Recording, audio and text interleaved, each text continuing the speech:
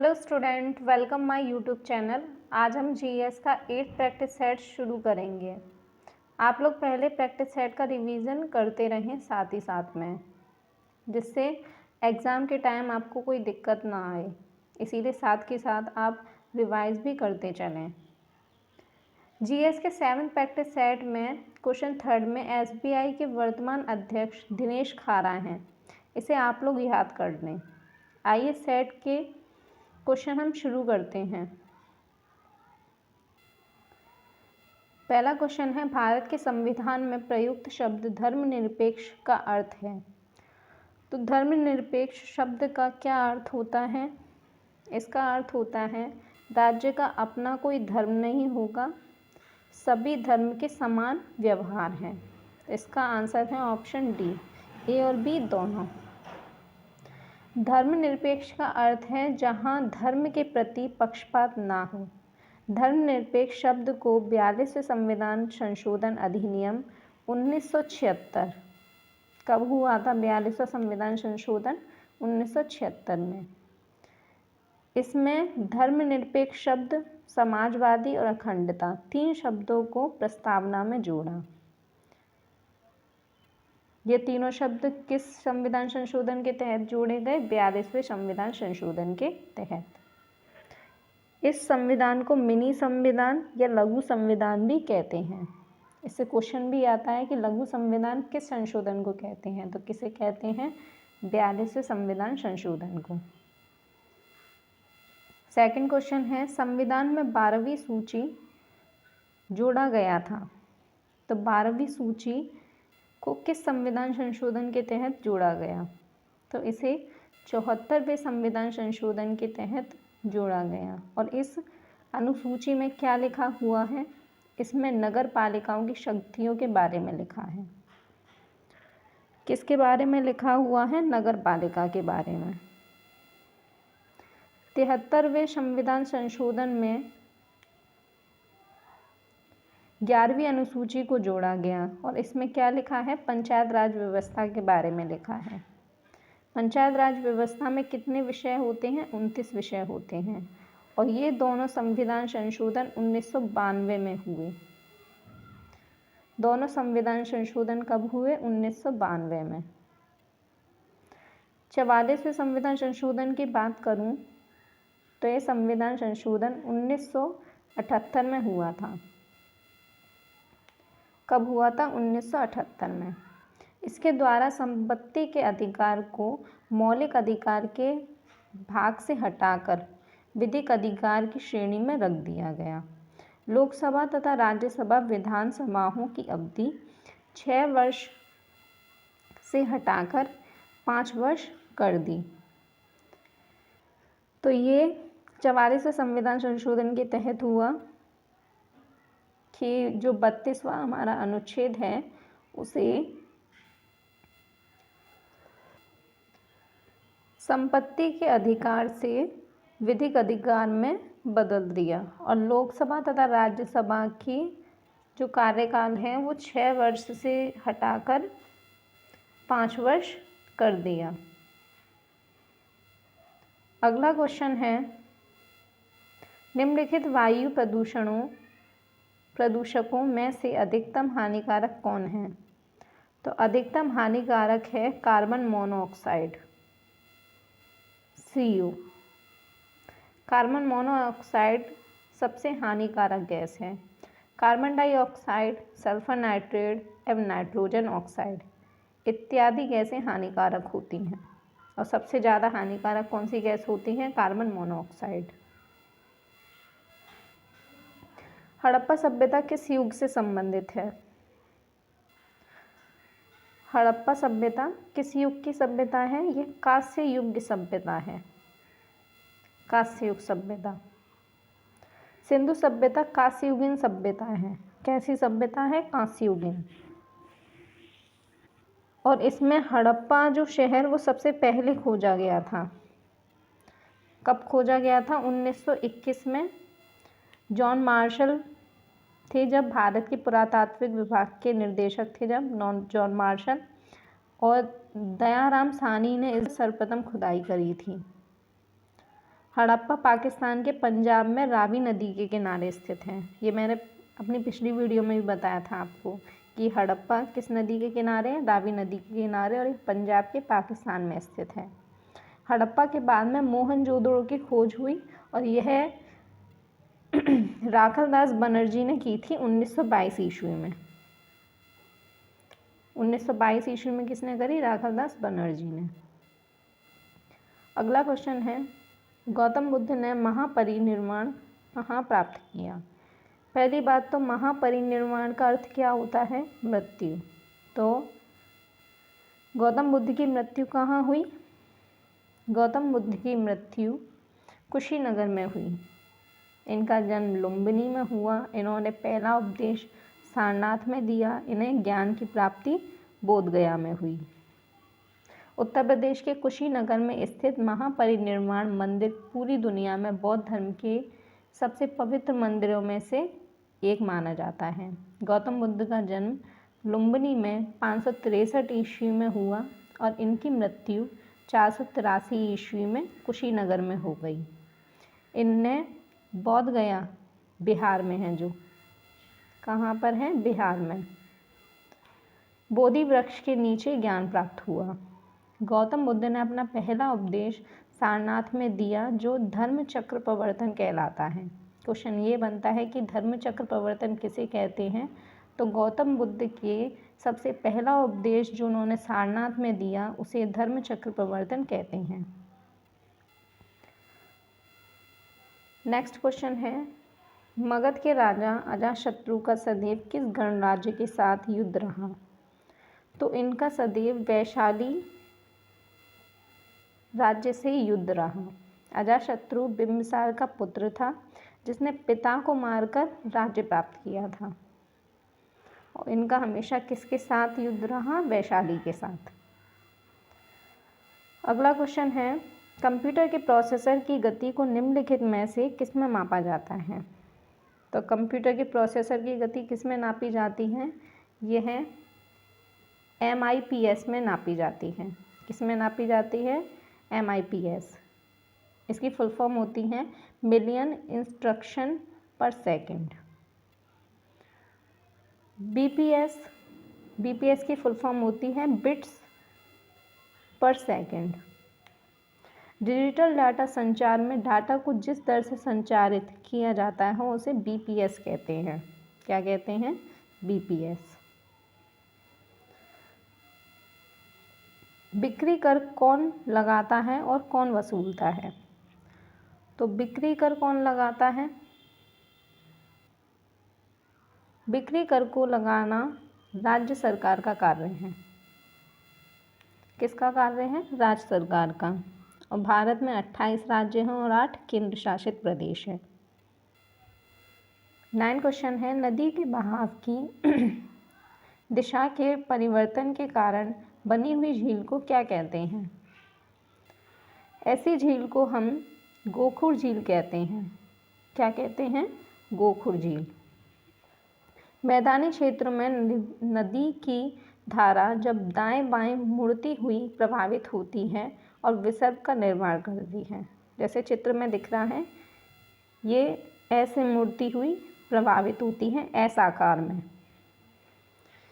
जब नदी अपने विसर्ग को त्याग कर सीधा रास्ता पकड़ लेती है, तब नदी के उपशिष्ट भाग को गोखुर झील कहा जाता है। इसका एग्जाम्पल है कंवर झील। कंवर झील जो एशिया की सबसे बड़ी गोखुर झील है और यह बिहार में स्थित है। कहाँ है? बिहार में। लैगून झील का उदाहरण है चिल्का। ये सबसे बड़ी लैगून झील है। कहाँ पर स्थित है ये? उड़ीसा में। 10 क्वेश्चन है, खुले बाजार की क्रियाएं एक हिस्सा होती हैं। इसका आंसर है मौद्रिक नीति। खुले बाजार की क्रिया मौद्रिक नीति का हिस्सा होती हैं। मौद्रिक नीति एक ऐसी नीति होती है जिसके माध्यम से किसी देश का मौद्रिक प्राधिकरण, खासकर उस देश का सेंट्रल बैंक, उस देश की अर्थव्यवस्था के अंदर ब्याज की दरों के नियंत्रण के माध्यम से मुद्रा की पूर्ति को नियमित और नियंत्रित किया जा सके, ताकि वस्तुओं के दामों में बढ़ोतरी से बचा जा सके और अर्थव्यवस्था को विकास की तरफ अग्रसर किया जा सके। इसे मौद्रिक नीति कहते हैं। अगला क्वेश्चन है, निम्नलिखित में से किसने क्रांतिकारी गतिविधियों के लिए इंग्लैंड में होम रूल सोसाइटी बनाई? तो लंदन में होम रूल सोसाइटी किसने बनाई? यह श्यामजी कृष्ण वर्मा ने बनाई।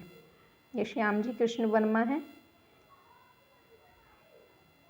इन्होंने लंदन में इंडियन होम रूल सोसाइटी की स्थापना करी। और भारत में होम रूल आंदोलन चला, जो Akhil Bharatiya home rule league एक राष्ट्रीय राजनीतिक संगठन था, जिसकी स्थापना 1916 में बाल गंगाधर तिलक द्वारा भारत में स्वशासन के लिए राष्ट्रीय मांग का नेतृत्व करने के लिए करी थी। 1916 में भारत में। 12वां क्वेश्चन है, थल समीर और समुद्री समीर बनने का कारण क्या है? तो इसका कारण होता है संवहन।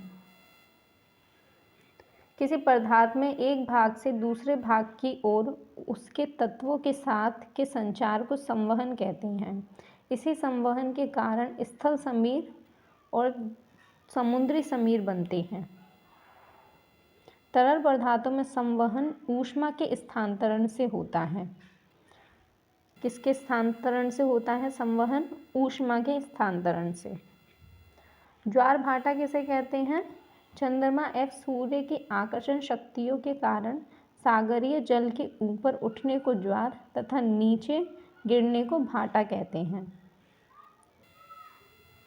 इसे ज्वार भाटा कहते हैं। निम्नलिखित में से किसका सही मेल बाघ आरक्षित परियोजना के साथ नहीं बैठता? तो बाघ आरक्षित परियोजना से किसका मेल नहीं बैठता? ये ऑप्शन बी है, क्योंकि वाल्मीकि टाइगर रिजर्व यह हजारीबाग में नहीं है, यह बिहार में है। कहाँ पर है ये? बिहार में। सरिस्का अलवर राजस्थान में है, ये सही है। पेंच राष्ट्रीय उद्यान ये मध्य प्रदेश के सिवनी और छिंदवाड़ा जिलों में स्थित है। और नागार्जुन श्रीशैलम आंध्र प्रदेश में स्थित है। तो इसका आंसर क्या होगा? वाल्मीकि, क्योंकि ये कहाँ पर है? बिहार में। 14 क्वेश्चन है, मोहम्मद बिन तुगलक निपुण था। मोहम्मद बिन तुगलक किस में निपुण था? यह सुलेखन में निपुण था। मोहम्मद बिन तुगलक का टाइम पीरियड कितना है? 1325 से 1351। मोहम्मद बिन तुगलक तुगलक वंश का शासक था। किस वंश का शासक था? तुगलक वंश का। 15 क्वेश्चन है, माध्यम के तापमान में वृद्धि के साथ प्रकाश की गति कैसी हो जाती है? बढ़ती है कि घटती है या वैसी ही रहती है, सहसा गिर जाती है? कैसी रहती है? वैसी ही रहती है। इसका आंसर है ऑप्शन सी। और प्रकाश की गति कितनी होती है? 3 × 10⁸ मीटर पर सेकंड, मीटर प्रति सेकंड। ये प्रकाश की चाल होती है। 16 क्वेश्चन है, गांधी जी ने 1924 में कांग्रेस के किस अधिवेशन की अध्यक्षता की? इन्होंने किस अधिवेशन की अध्यक्षता की थी? इन्होंने 39वें अधिवेशन की अध्यक्षता की, जो बेलगांव अधिवेशन था। कौन सा अधिवेशन था? बेलगांव। ये 40 नहीं है, 39 है,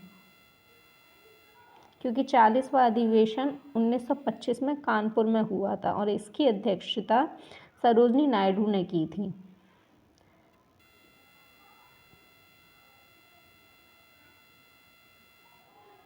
इकतालीस आप मुझे कमेंट में बताइए, और 42 और 37 कि ये अधिवेशन कब कब हुए। और इसकी अध्यक्षता किसने की थी? ये गांधी जी के बारे में पूरा बायोडेटा है। इनका नाम मोहनदास करमचंद गांधी। इनका जन्म 2 अक्टूबर 1869 में हुआ। इनकी मृत्यु 30 जनवरी 1948 में हुई। इनकी पत्नी कस्तूरबा बाई थी। इन्होंने वकालत लंदन से की थी। ये पूरा बायोडेटा गांधी जी का है। 17 क्वेश्चन है, विश्व आर्थिक मंच द्वारा जारी वैश्विक प्रतिभा सूचकांक में भारत का स्थान है। तो 2020 में विश्व प्रतिभा सूचकांक में, वैश्विक प्रतिभा सूचकांक में भारत का स्थान 72 है। यह सूचकांक राष्ट्रों की प्रतिभा को विकसित करने और आकर्षित करने के लिए बनाया गया है। 18 क्वेश्चन है, रिचर्ड डॉकिंस पुरस्कार 2020 किसे प्रदान किया गया? ये पुरस्कार किसे दिया गया? जावेद अख्तर को। किसे दिया गया? जावेद अख्तर को। जावेद अख्तर यह कवि और हिंदी फिल्मों के गीतकार और पटकथा लेखक हैं। इन्होंने सीता और गीता, जंजीर, शोले जैसी फिल्म की कहानी लिखी। इन्हें कई फिल्मफेयर पुरस्कार, राष्ट्रीय फिल्म पुरस्कार भी मिले। इन्हें 1999 में पद्म श्री पुरस्कार से नवाजा गया। 2007 में इन्हें पद्म भूषण से भी सम्मानित किया। इन्हें 2007 में पद्म भूषण और 1999 में पद्म श्री पुरस्कार मिले।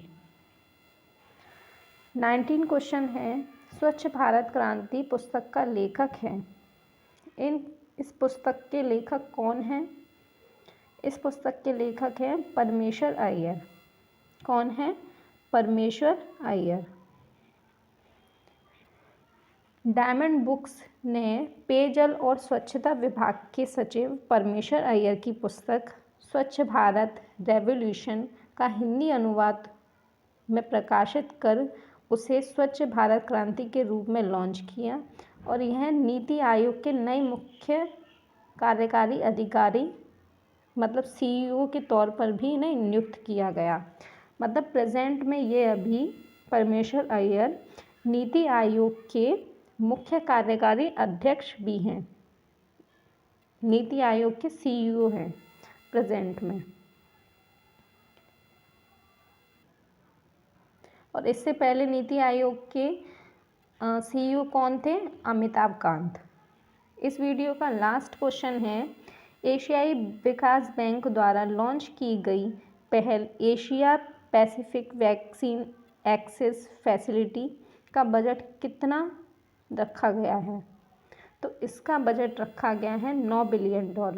कितना रखा गया है? $9 बिलियन। एशियाई बैंक की बात करें हम तो एशियाई बैंक की स्थापना 19 दिसंबर 1966 में हुई थी। इसका मुख्यालय फिलीपींस के